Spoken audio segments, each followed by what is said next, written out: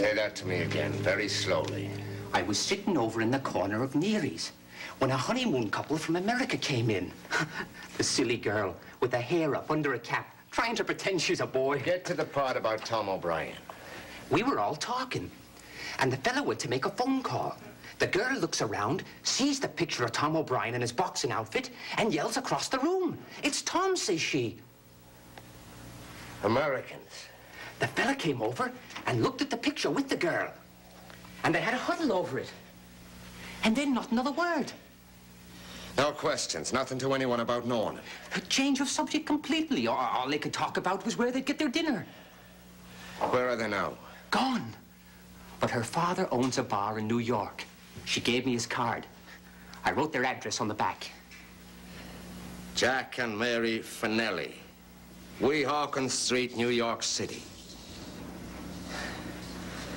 I've been waiting a long time for this. Tom O'Brien. We are praying the things we sent to Ryan for Christmas aren't miles to be. Hey, Peter, like a glove. Look at that. Pretty. Hey, Tom, letter from Mary. Yeah, may I listen too? Oh, of course. And I know she'll have a wonderful Christmas, even if she probably likes the wrapping paper better than she does the presents.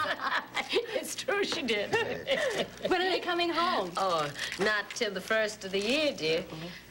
Missing Christmas with the family will be a real wrench, but I know you'll understand. Do you understand?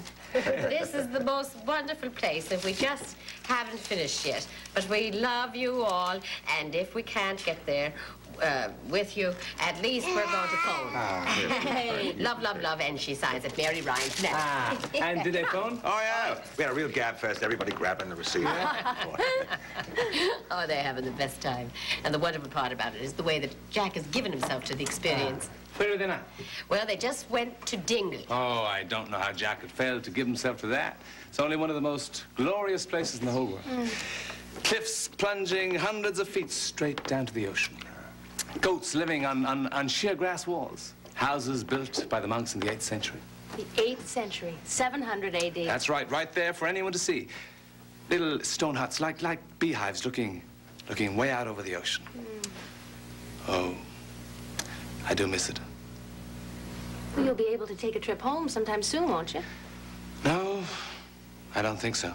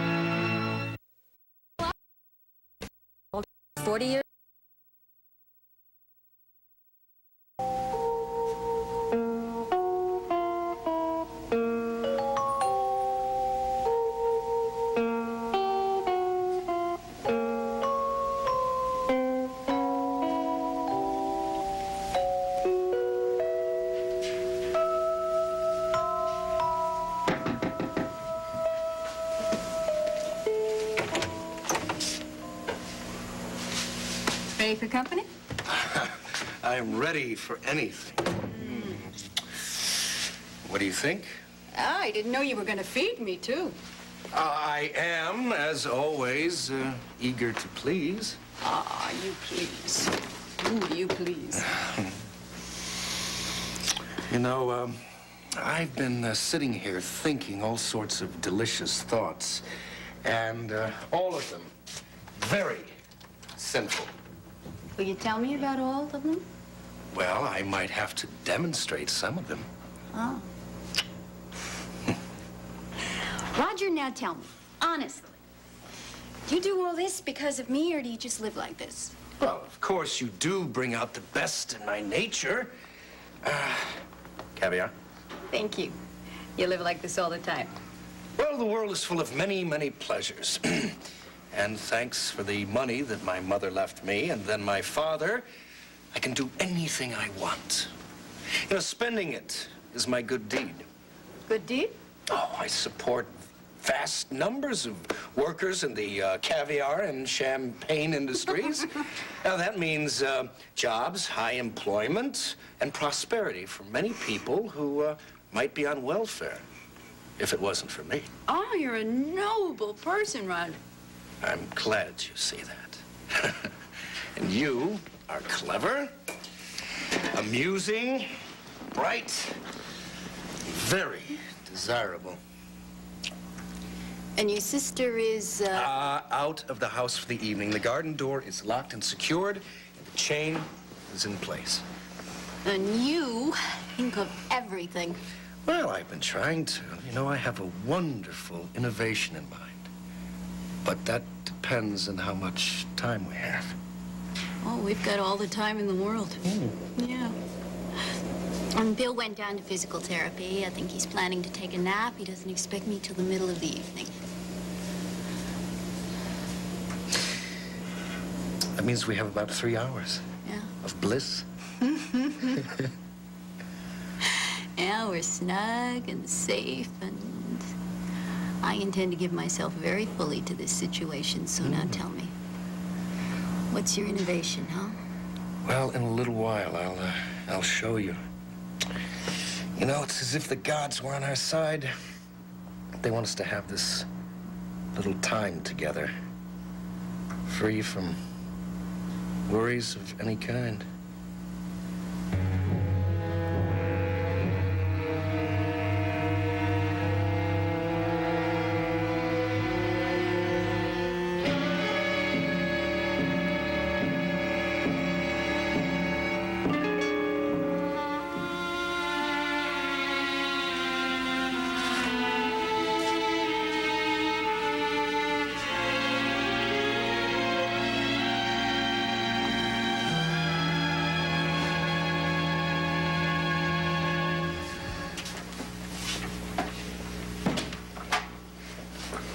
Mr. Woodard, are you all right? Huh? Oh, certainly. You look so uncomfortable. Did they hurt you down in physical therapy? Oh, they just tugged at me in the way they usually do. Well, sometimes you make people do more than they should. It's all right, Alicia. They didn't hurt me. Your mood this afternoon is strange to me. You're one of those patients whose attitude has gotten better along with his physical condition. Has there been some change? Yes, there's been a change. Nothing physical. Just, business things. Something is happening that is upsetting you? I think you can say that, yes. Would you like me to call Mrs. Woodard? She always cheers you up. She does, huh? Yes, whenever she walks into the room, your face lights up. Don't you know that? Well, I knew that I enjoy being with her. I didn't know it showed that much. Well, all the nurses think it's quite romantic the way you look at her. Would you like me to call her? No. I happen to know she's out. I'm sorry. I just don't like to think of you lying here gloomy and alone. I will think of something. Think of me as lying here wondering about the outside world and what's going on out there, that's all.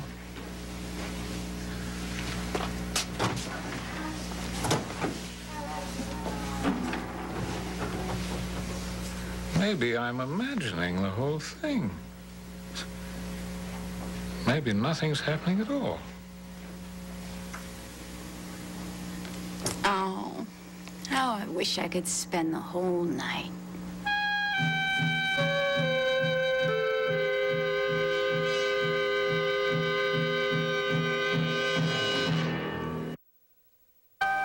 Maybe someday you'll meet somebody who'll fall madly in love with you and carry you off to Ireland, perhaps.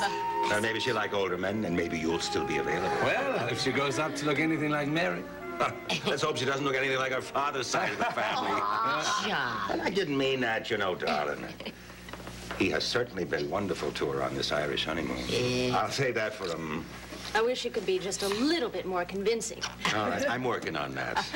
Now, Tom, if you'll excuse us ladies, I think I'd better take this one up and feed her and put her to bed. Yes, Say bye-bye. Bye-bye. Say bye. Sleep well. Bye-bye. Take a teddy bear. Goodbye, sweetie. Here we go. You're so comfortable with babies. Well, there were a lot of them around the house when I was growing up. More Jack. Sure. Do you think much about Mary being over where you grew up? Well, I haven't really. I think about her being happy with Jack, and that puts things into perspective. And you've had plenty to keep you busy here, right? Exactly. While we're on babies, may I ask you a question? Sure. You know, the one place in the hospital I don't like to go into is the pediatric ward. I see all those sick children and, well... And you probably imagine them much sicker than they really are. I was wondering how you chose that as a specialty. The main thing, I suppose, is that I enjoy children. I like being with them. That's more than most doctors can say about their patients. And the backup reason, I guess, is that pediatrics is a very good specialty for the soft at heart. You don't see very many really sick children. My patients tend to recover rapidly, thrive, and move on to the next crisis. So, it's not the way I thought it was at all. One terrible tragedy after another. No. Well, I'm greatly relieved, and I can understand why you're in it now. Tell me about your brothers and sisters. How many were there?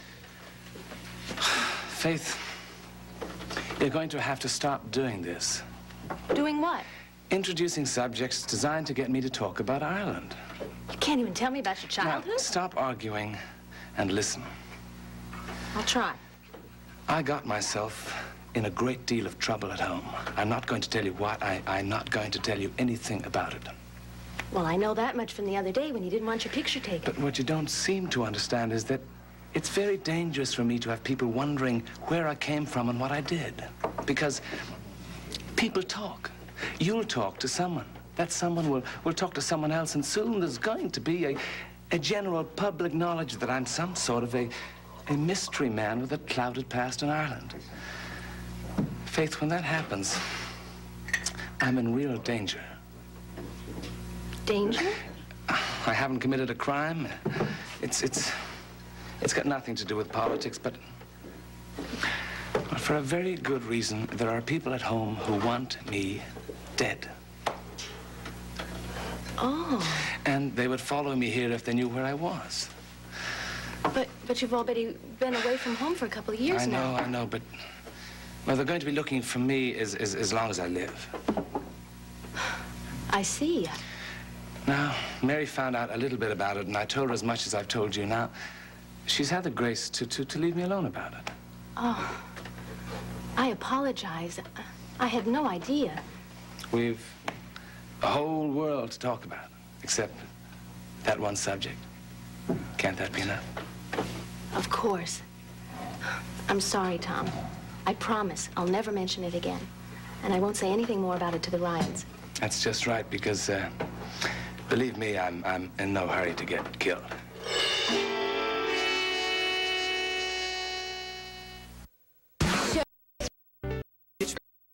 Call the in over dial.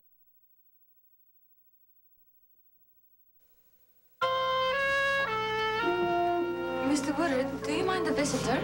A visitor, Alicia? Why, I suppose not. Mr. Woodard, this is my brother, Angel. He's also patient on this floor. Angel, this is Mr. Woodard. Hi, Mr. Woodard. Hello, Angel. You've got a very pretty sister. Well, she's okay. Have you seen the blonde one at the night shift? Angel knows all the nurses. Sounds like you've been here for a while. Ever since July, but he's getting better all the time, and we hope to take him home soon. May I ask what the trouble is? I got meningitis. I missed the whole bowl season. The doctor said I'll be okay by the next spring training. Well, I see that you're not going to let a little thing like meningitis get you down. I felt bad for a while, but the nurses here, they're so nice, and they made me feel a lot better. The blonde one in particular? Yeah. Angel is studying to be a male chauvinist when he grows up, and all the nurses are helping him. I think it's fine for a boy to have an ambition in life. I don't know about this male chauvinist, whatever, but I think I'd rather play ball. Do you have a team that you follow, Angel? Well, sure, I root for the Mets. The Mets? I like to root for the underdog. And if there was a whole league of underdogs, the Mets would still be the underdogs. That's pretty good. Maybe you'll be a sports writer when you grow up. After your baseball career is over, of course. That's a great idea. It's not impossible. Angel is very good in English. It's math and science that he has trouble with. I hate math worse than anything. Well, matter of fact, so do I. When I was in school, they had a thing called X. With the modern math, do they still have X? Yeah, they still got it. I spent 3 years in high school trying to understand X, and I never did. Well, you're lucky to be out of it. Still got years and years to go. Lucky to be out of it. I never thought of it that way. Too bad you're in this place. Are you here for anything bad? If you're not complaining about your meningitis, I don't think I'll complain about my heart condition. I try not to ever complain. It makes Alicia worry. I know about your sister's personality. She just can't stand to see anybody unhappy. I'm sorry, but it makes me nervous. I'm glad you brought Angel to see me. He's been quite a mood changer. Good. That's what I was hoping. Now I'm going to take him back to his room because he has plenty of studying to do, mostly math. Maybe you'll come to my room sometime. I'm right down the hall. Thank you, Angel. I'll remember that. Vámonos. I hope you feel a little better. I do, Alicia. Thank you. Angel's reminded me that courage and perseverance can solve many of the problems of this world. So long, Angel. Bye, Mr. See you soon. Bye-bye.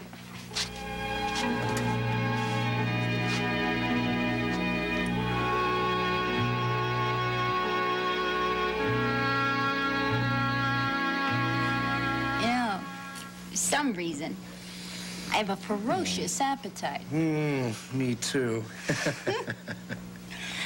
Right about now, I consider myself one of the luckiest women in the whole world. Well, I only hope that I'm one of the reasons for that feeling. Oh, you are.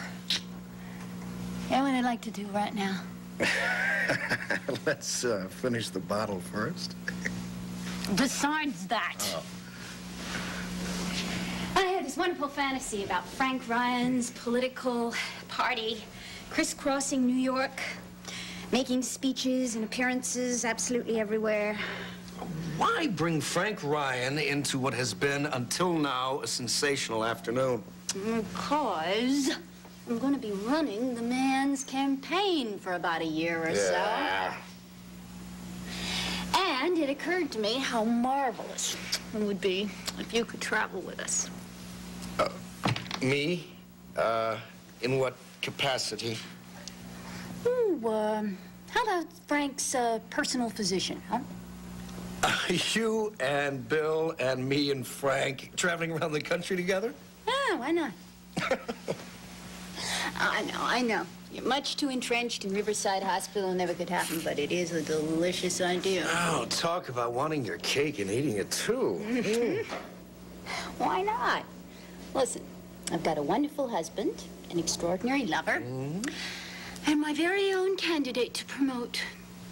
I just want to prolong the whole thing as long as possible. Now, what could be wrong with that, huh?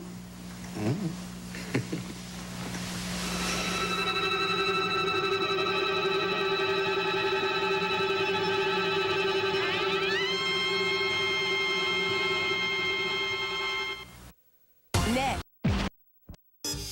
Responsibility.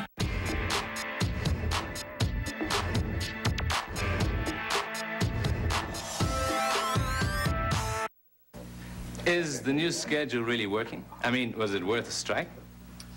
In a word, yes. We're on duty now 1 night out of 3 instead of 2, which makes all the difference in the world. Well, I've seen Pat in the halls, and it doesn't look like he's getting much more sleep than before. I think Pat has special problems. Well, at least the strike helped him professionally, getting those letters of reprimand out of his file. Yeah. I tell you, a hospital strike's a terrible thing, but this one seems to have benefited everybody concerned. I mean, that the hospital's better off, the staff. Yeah. And settling the strike certainly put a feather in Frank's cap, wouldn't you say? Yes, with a bit of assistance from Mr. William Price Woodard and his wife. Well, I suppose. I know a political discussion coming on when I hear one, so I'm going to say goodnight to Ryan. Bye-bye. See you later. Give her a kiss for me, will you? I will, Johnny. Oh, speaking of the Woodards, I mean, they did help.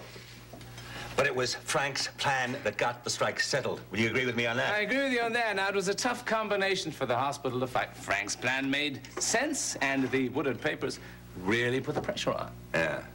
And they're going to help Frank in the future in other matters, let's hope, huh? Yes, help him very much would be my guess. Oh, you don't seem overjoyed about that. Well, let's just say I've seen Mrs. Woodard in action, and I'm not enamored of her. Why don't you elaborate on that, would you, please? I have big news, gentlemen. Finelli's come out of the closet. Oh, John. The cat, Finelli. You know, the one that's been Jack's cat's living near his closet. Oh, dear. Oh, I'll get a broom. Not too much damage done. Let me give you a hand with that, John. All right. Now, don't cut your fingers off. Oh, here's one I broke. Oh, my God, look at this. I'll leave it be. It's broken. Are you insured here, huh? Yeah. Listen. You think very much of the two of them? Well, I try not to. Bothers me. Her and Jack. Don't let what's long in the past spoil things now. Now, you've made a great effort since they've come out of the basement, and it's helped Mary tremendously, and that's really all that counts. I know that's true. I know. I mean, he's the man she wants. And from her letters, well, they seem to be very happy together. Yeah, well, I'm beginning to resign myself to that. But you can't help wishing, you know what I mean? She never met Jack Finelli. That somehow she would have chosen someone who could have been a little closer to my heart. Come on, man, you know, you're the man I would have chosen for my son-in-law. That wouldn't have been a good idea. Well, Mary couldn't have seen it that way? It wouldn't have worked, John. Believe me, she's better off with Jack, and I know what I'm talking about. Hello, flight information, please. Yes, how quickly can I get a reservation on a plane to New York City? As soon as possible, please. I have urgent business there.